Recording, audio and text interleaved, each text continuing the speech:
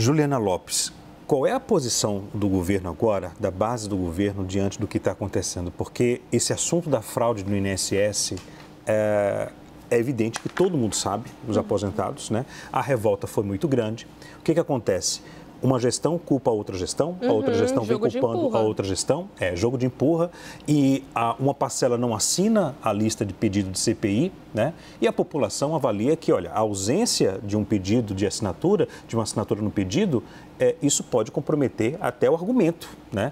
Qual é o pensamento do governo, Jô? O governo já avalia que não adianta e que a CPI pode ser aberta, já pensando em relator, na composição lá na frente, ou o governo pede cautela, porque em Brasília, a abertura de uma CPI, a gente sabe quando começa, como vai começar, exatamente. A gente não sabe como termina.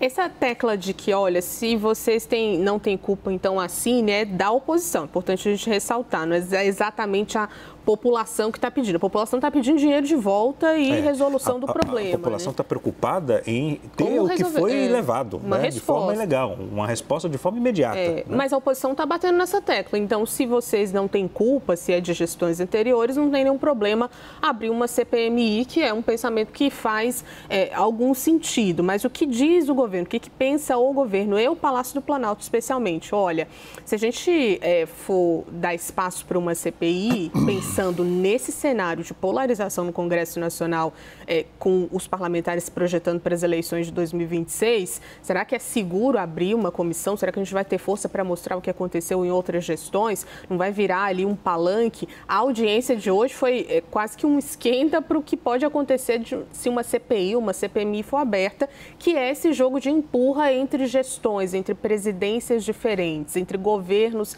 diferentes. Agora, chamou muita atenção hoje o posicionamento de Volney Queiroz em relação a essa CPI, porque a gente mostrou agora a fala e ele não se diz exatamente contrário, mas fala assim, olha, é preciso que olhe para outros lados, a investigação amplie o olhar, se não for olhar só para essa gestão, não teria problema uma comissão.